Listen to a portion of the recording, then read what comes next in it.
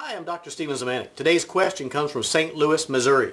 He writes, can you be a practicing homosexual and a Christian at the same time? Also, if you can you be a preacher or a pastor? I'm glad you asked this question because it's one that I get often. Also, I get to lecture on this topic and share information in small group settings on occasion.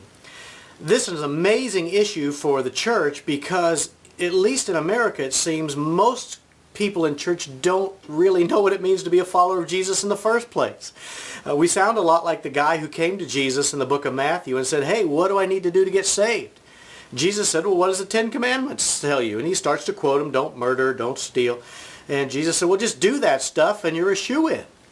The guy said, look, I've been doing all that since I've been a kid, and yet there needs to be something more. I'm missing something. He knew that just following all the rules wasn't enough. Jesus looked him in the eye and said, you need to give me everything you've got. Walk away from everything and then follow me. That's what it means to be a follower of Jesus. It means that for heterosexuals. It means that for people who struggle with homosexuality. It means that for people who are moderate drinkers and alcoholics alike. It means that for every single one of us. You see, a lot of us want to say, oh, no, a person who's a practicing homosexual can't be a Christian because they're doing something that's a sin.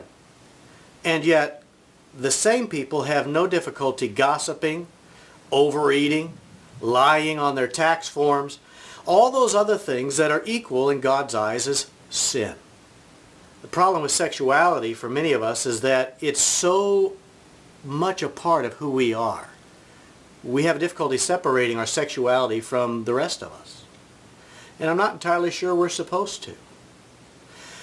For a person who is practicing homosexuality is natural for them. It's a part of what they are. Just as being a heterosexual is very much a part of what a heterosexual is.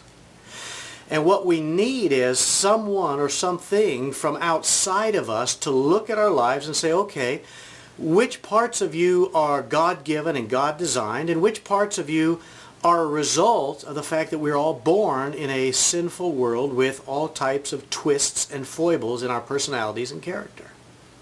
For example, who's able to judge and say lying is right or wrong? Who's able to judge and say this lifestyle is proper, this lifestyle is unacceptable? Who gets to do that?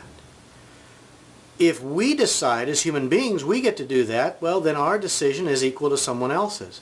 We need a source outside of the issue that can look in and say, here is the facts.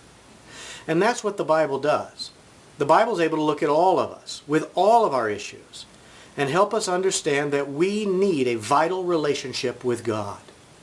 What I tell any individuals, whether they're homosexual or heterosexual, the issue is not sexuality. The issue is relationship. God wants to have a genuine relationship with you through Jesus Christ.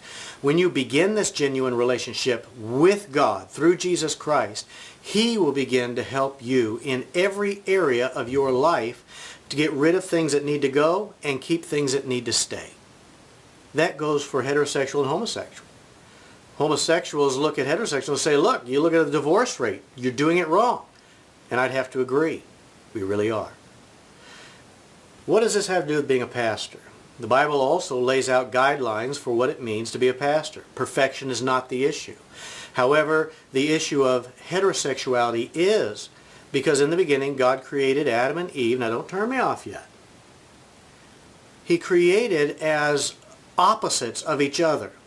And when they came together, they were one. It is a physical way for us to understand God. He is different from us, just as Adam was different from Eve. And when we come together in a relationship, we finally become whole. Not God, because He's been whole all the way through.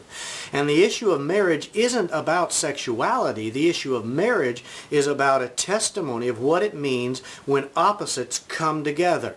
Day and night in creation come together and make a whole. God and us come together and make us whole. That's the issue.